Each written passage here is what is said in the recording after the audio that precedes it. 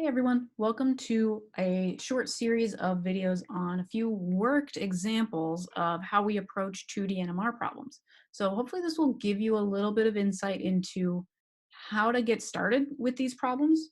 Some of them are going to contain a whole lot of data that can be pretty intimidating to look at all at once and feel like you don't know where to get started. So to help you get started on getting started, we'll start with some slightly easier problems that only cover a couple of techniques at a time. And then we'll move on to some more really detailed problems that are going to look a lot more like your post-lab expectations. So you can kind of build up to getting ready to tackle the post-lab problem without just feeling like you've been thrown in and are overwhelmed with way too much information. So this series will cover 4 different practice problems. First one we're going to start with in this video is the way to distinguish between a set of different isomers that are very similar, right, but not exactly the same, using only COSY and some 1D data. So we're going to start with this one. Stay tuned for the other 3 videos yet to come.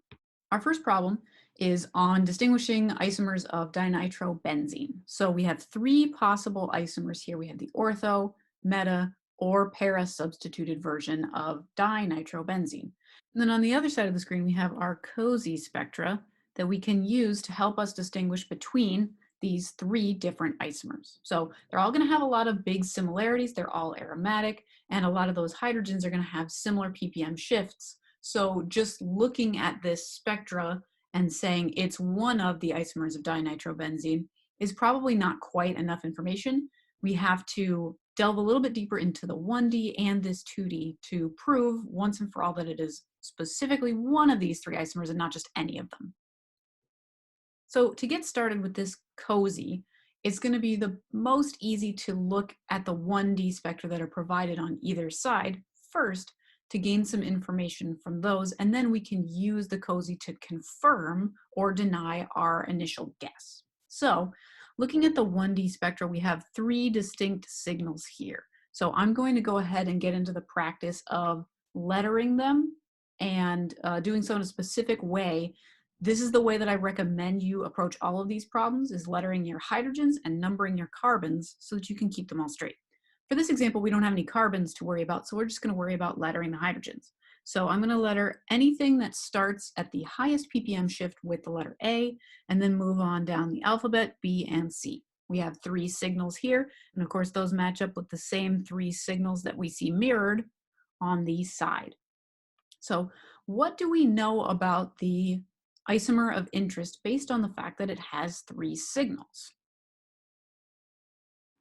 So if we see 3 signals in our proton NMR, that corresponds to 3 hydrogen types that are different from one another. So that means we must have 3 distinct chemical environments that these hydrogens exist in.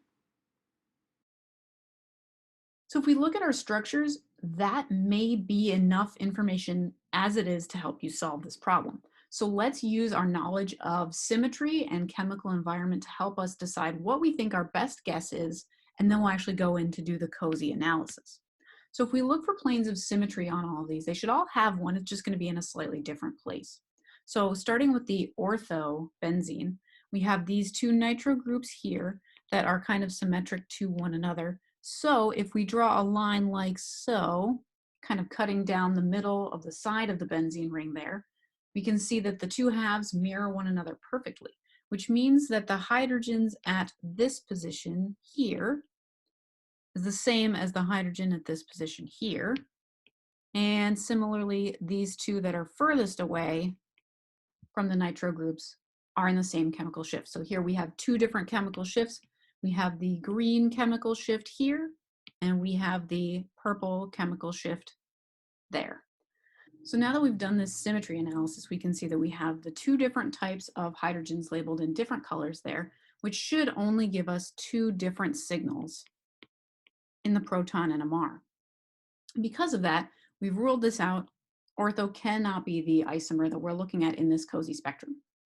Now, if we move on to the next one, the meta, we can do a similar analysis and label the hydrogens First, we want to draw in our line of symmetry. So if we think about now, these nitro groups are a little bit further apart. We can draw a similar line of symmetry, except this time it's going to go right through those two carbon atoms like so. And now they're mirror images of one another. Don't worry about the double bonds, right? Because those can resonate around with one another. That doesn't matter for this symmetry analysis. Now to draw in the hydrogens, I'm actually going to go ahead and remove the symmetry line for a second, just because it does cut right through them and we want to look at those more clearly. So to start with, we can draw in, similarly to the example above, some green hydrogens that are right next to those nitro groups.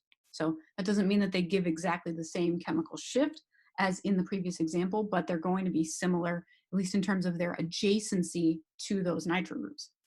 And then again, similar to the first example, we have a hydrogen out here that I could label in purple as being kind of 2 carbons away from the nitro group. And now if I think about the remaining hydrogen that is not labeled yet, you'd say, oh, okay, that's next to a nitro group, so label it green, right? Which is true, it is adjacent to a nitro group, but it's not exactly the same as the green hydrogens that we've already drawn in, right? Because those ones are next to a nitro group and then they kind of just go around a benzene ring. Whereas this last hydrogen is between 2 nitro groups instead of just next to one. So that's going to change its chemical shift and chemical environment so that it is no longer the same as those green ones. It's a totally different thing that we're going to have to label with a different color. So we have this one orange hydrogen that's between those 2 nitro withdrawing groups. We have the 2 green hydrogens that are adjacent and the purple that's a little bit further away. So with that, we can put back in our line of symmetry. I just wanted to draw these hydrogens in first so that we didn't forget about them underneath that line. And now we can see that based on the 3 different chemical environments, we should be seeing 3 different signals in our proton NMR. So this one, meta, could be what we're looking at in our COSY spectrum. Let's just see if we can rule that in or out by looking at the para example. Okay, so for the para isomer, the last one that's left, we want to look for a plane of symmetry, right? And now we can draw one that goes directly through these nitro groups, sort of top to bottom, like so. That there is half of a benzene ring on one side and half of a nitro group that totally mirrors to the other. It's a little hard to see. If this one is kind of confusing with how these O2 groups seem to hang off to only one side, make sure you draw out the Lewis structure of the nitro group to get a better visual. So we can see that they mirror each other sort of side to side. The interesting thing though is because these nitro groups are opposite from one another, we can also draw another plane of symmetry that goes through the opposite way. So if we kind of folded hamburger fold versus hot dog fold, we could fold this benzene in 2 different ways that would still match up perfectly with one another. So how many types of hydrogen do we have here? We really only have 1. So we have a green hydrogen you could draw in there is next to a nitro group, and it is next to this horizontal plane of symmetry. And that's true for this hydrogen and this hydrogen, and you get the idea. All of those are exactly symmetric, so you should only see 1 signal here in your proton NMR. So that definitely rules out para as a possibility. So now we're pretty sure that meta has to be the compound that we're looking at in this COSY. In fact, it's almost certain that the others have to be ruled out by the fact that they don't have the right number of one-dimensional proton signals. So we can confirm this for sure using our COSY spectra, but the other thing that we can do is use the one-dimensional to make sure that we have an idea of which protons are A, B, and C even before we get too convoluted into the COSY spectrum. I'm just going to redraw meta dinitrobenzene here so that we can more explicitly draw in those hydrogens and label them now clearly with letters. All right, so looking at just the one-dimensional spectra, we can gain a lot of information about which hydrogens are in which positions based on how they're split by their neighbors or lack thereof. So again, lots of great information that you can gain from the 1D NMR before you even get into the more complicated 2D COSY. So anywhere you want to start, I'm going to just start at A because alphabetically that's the way it's going to go. So thinking about the nature of what we see at peak A, it's a little bit weird looking, right? But for the most part, I see just pretty much one peak there. So let's go ahead and say that that's not really split at all. It's basically a singlet. So I'm going to just put that here in parentheses. So if there is a singlet signal, that tells us that there's a hydrogen that has basically no neighbors, right? So in that case, we have nothing adjacent that's going to split within 3 bond couplings away. So we can pretty confidently say that there's only one hydrogen on our original drawing over here that's not adjacent to anything else. That was the orange hydrogen. So I'm going to label this position here between those two nitro groups as HA. If we move along, we then have B, and if you look at that, it pretty much looks like a nice doublet, so we can label that with AD in parentheses. And then we want to think about which hydrogens have only one neighbor to split them, right? So if you have one neighbor plus one, because we have the n+1 rule, is 2, so we would get a doublet. Thinking back to our original drawing, we have the green hydrogens left and the purple hydrogen. So if you look at the perspective of the green hydrogen, it is only next to the purple hydrogen. Again, it's kind of too far away from any of the other hydrogens to be split by it. More on that in a bit. So if it's split by just the one purple neighbor, then we would see a doublet. So I'm going to say that B belongs to those two green hydrogens kind of at either position here adjacent to those nitro groups. And then by process of elimination, the last one is probably C. Let's just check that with our n+1 analysis. So if we have that HC in the middle, it is split by two identical neighbors, right? So that should give you a splitting of 2 + 1 for 3 to give you the triplet that we see here for peak C. So that seems pretty good, right? We have an isomer that seems to work so far. We've labeled all the hydrogens and they make sense by their one-dimensional splitting. But let's just go in and confirm this 100% with our COSY. So going ahead into the COSY, the first thing we want to do other than labeling our peaks along the top and side is to draw in your diagonal so that you can ignore those peaks. They're just self-coupling peaks that are not going to really tell us any new information. So we want to carefully draw in our diagonal and ignore the peaks that fall along it. So you may not always get the absolute best diagonal that splits perfectly through the exact middles of the peaks. Based on how these are graphed, it's not always going to be exact, and it's not always going to go from opposite corner to corner. If they're nice, they will, but don't sweat too much about that. If you follow them along, you should be able to see, oh, even though this kind of big lumpy peak in the middle doesn't exactly fall in our diagonal, if you follow it along side to side, you'll see that it's a B to B self-coupling. So that's how you can tell for sure whether or not it's a diagonal peak that you can just ignore. So the remaining peaks are off-diagonal peaks or cross peaks that we definitely can't ignore, and we want to use those to confirm our idea about the structure of our isomer. So let's start by drawing some lines down and across to show which correlations these peaks represent.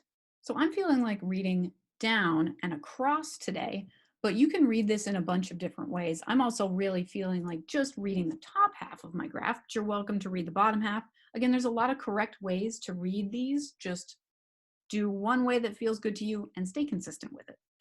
So I'm going to read down from the top here at B and just again starting kind of at the middle of that peak, drawing down, and I'm going to use my fancy software to allow me to draw a nice straight line. Again, using PowerPoint or Google Sheets is a good way to get a nice straight line so that you know you're not kind of falling off diagonally a little bit to one side or the other. So we're drawing down that from that peak at B, and then if we follow it across and let our line straighten out, we're pretty much coming right to the middle of C. So if we wanted to label these cross peaks, which I recommend that you practice doing, there's a good non-worked example available on the Moodle that's just practice drawing in and labeling the cross peaks. So if we wanted to label this, again, you can label in a couple of different ways, just depending on how you draw. I'm going to label the down and then across. So this is B coupling with C. Now, is C coupling to B the same thing in this case? Absolutely. This is just the way that I'm going to draw it. You choose whatever works for you.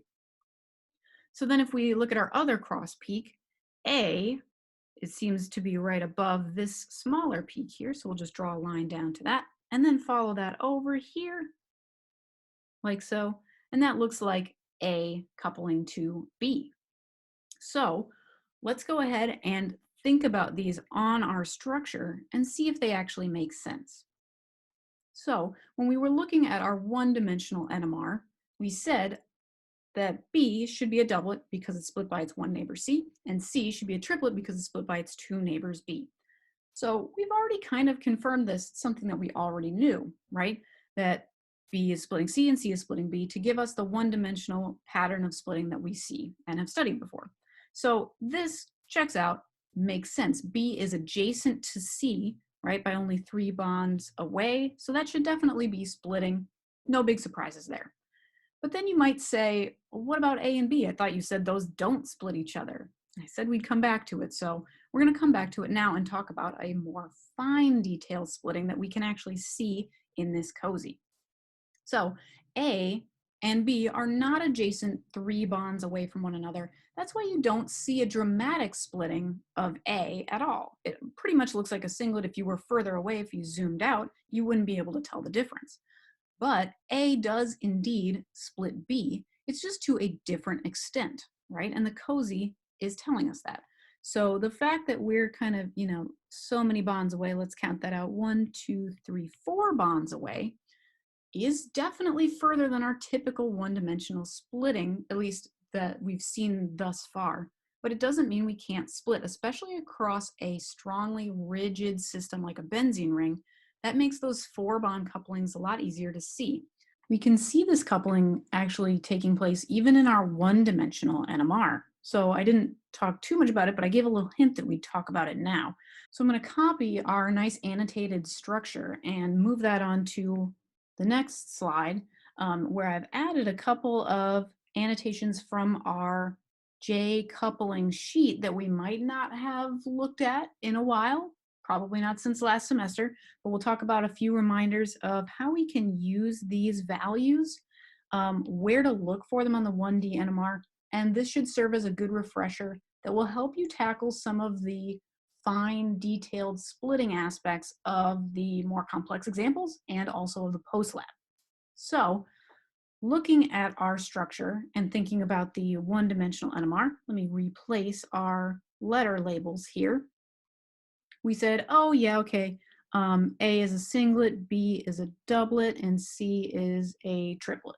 No problem, right? But there is a little bit more going on here, and I think we can see that in peak A, where it doesn't necessarily look exactly like a singlet, really, at least not perfectly. So what we want to be thinking about are the different possibilities of how protons can couple to each other over longer bonding ranges, especially because, like I said, we're in that rigid aromatic system. So the first one is the normal one that we're kind of used to seeing here in this kind of ortho position of these 2 hydrogens to one another. I'm going to count them in terms of bonds because we're going to be talking about that in some of the other examples. So we would say that these 2 things are on adjacent carbons, but they are 3 bonds away. It's a 3-bond coupling. So that is 1 for that carbon-hydrogen bond, 2 for the carbon-carbon bond, and 3 for the other carbon-hydrogen bond. So we get these 1-3 couplings, and these are pretty standard, right? They're the kind of thing that we would have been expecting to see in any other system, aromatic or not. And they couple for a pretty standard number of hertz. So that is going to be somewhere around 7 on average. So 6 to 9, we're well within that range. That's what we see when we're looking at hydrogen B splitting C and C splitting B, right? So we talked about those splits already. That's why we observe a doublet and a triplet. And if you were able to, I know this is just a PDF, but if you were actually in NMR software, you could go in and zoom in on these peaks and you could measure that distance there in orange, and same with this distance on the other side. They're probably both going to be around 7. Same with this distance in the middle of our doublet. Both around 7 hertz because we have this adjacent splitting of hydrogens that are 3 bonds away, so a 3-bond coupling. But then if we look at A, we said, yeah, that's supposed to be a singlet because there's no neighbors directly adjacent. But we do have the possibility for, like I said, splitting over longer distances. So this second one here that we're looking at is now, instead of a 3-bond coupling, it is a 4-bond coupling. where now we have those two carbon-carbon bonds in between. And it happens, but because of the distance, it happens to a smaller extent. So you can see that the J value in hertz here is lower. It's going to be somewhere on the order of 1 to 3 hertz instead of 6 to 9. So we can see that in peak A. It's a little tough to see, especially since you can't, zoom in on this PDF, or if you do, it's just going to get fuzzier. The resolution's not that great. But what I'm seeing when I look at peak A is there's kind of a weird little shoulder divot there, and there's another one here, right? They're very, very small and pretty hard to see, but you can tell it doesn't look like a smooth singlet. And this comes from a very fine degree splitting of a 1,4 hydrogen relationship. So if we label that on our structure, and if you want, it'll be helpful to maybe count these out. If we look at hydrogen A and then go 1, 2, 3, 4 bonds away from it, we have that 1,4 bond relationship to hydrogen B. So if we remove those annotations and instead just draw an arc, we can say, oh, okay, those two are splitting each other to the tune of 1 to 3 hertz. So pretty small. The other thing to think about is how many neighbors A has that are doing this. It is split with that B kind of around the top, but it's also being split by this B down here at the bottom in that same 1,4 coupling. If we think that A is split by 2 neighbors B and then add 1 to that, we should expect to see triplet splitting. And this doesn't look like a nice triplet, but I think you can kind of see we have this shoulder on the left-hand side, we have this big tall central peak, and then we have the shoulder on the right side. So if you were able to zoom in, you could measure the distance between this right side shoulder and the central peak and the distance between the left side shoulder and the central peak. And that should be somewhere on the order of 1 to 3 hertz splitting. So we see this really fine detail splitting of A. So if we wanted to be, the absolute most correct in how we talk about the peak A, we wouldn't want to call it a singlet. We would actually want to call it a triplet. It's a triplet with very, very fine splitting, but it is still a triplet nonetheless because we are seeing that splitting from B to A. So if we think about it that way, are we seeing the splitting of A on B? And can we see that somewhere here in the peak that represents B? I think we can. So it may be a little bit tougher to see on this one because the shoulders are there, but they're a little less distinct. If you look up here near the top of this doublet, you see that it's not just 2 straight up peaks. Each of those doublet peaks has a little shoulder. And to me, that represents a very fine splitting of each of those doublet peaks into yet another doublet. So if we look for that 1,4 coupling, you can see it very, very vaguely right here in the middle of that peak, and same thing here in the middle of that peak. So again, very, very subtle. It would be great if we could zoom in a little bit more to see it, but this is just a practice of identifying, oh yeah, there's something a little more complex going on there. So instead of labeling peak B as a doublet, even though it is pretty convincingly a doublet, to be the most thorough with our assignments, we would actually want to call this a doublet of doublets instead. So we see the typical 1,3 splitting from hydrogen C that we talked about before, but we also have that one neighbor A that splits it into a 1 plus 1 is 2 doublet. So we get a doublet of doublets. Now, you might be wondering, okay, well, what about this last example here of our sort of para relationship coupling? This is a 5 bond coupling with, again, getting progressively smaller and smaller J coupling. Do we see that with C? Because C has a 1,4 relationship to A. And are you really trying to tell me that we got to zoom in there and see the 1 hertz? Maybe. It's possible that we can see that splitting of A on C if we were able to zoom in a little bit more. To my eye, this looks very convincingly just like a triplet to me. I don't see that fine degree splitting. So for really fine splitting that you can't just clearly see by eye, and we haven't given you a blown up, zoomed in region for you to be able to identify it, we're not going to be looking for you to tell us about that. I feel totally comfortable leaving our assignment of the splitting of C as a triplet because I'm not visually seeing that very small potentially 1 hertz coupling. And since we don't have a zoomed in region to really highlight our attention to it, it's not something that we would be looking for you to label in, say, a post lab. For your post lab examples, there will be some blown up regions wherein we might ask you to get a little bit more technical with your labeling of the splitting of those peaks.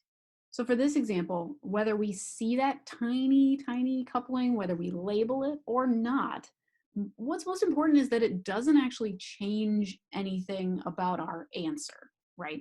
The purpose of this problem was just to decide which isomer it was and get some practice on looking at the COSY and labeling the cross peaks. But that small coupling being there definitely doesn't change our final answer that this has to be the meta isomer of dinitrobenzene and it cannot be any of the other isomers. So that's a little bit of practice on how to use COSY and a little bit of a refresher on thinking about J coupling. So definitely go back and refresh on that as we get to some of the more complicated examples. The next one will feature, instead of COSY, we'll do some HSQC and HMBC, hydrogen-carbon correlation techniques to help us distinguish between different isomers based on the connectivity of the pieces. So stay tuned for that in the next video, and thanks for watching.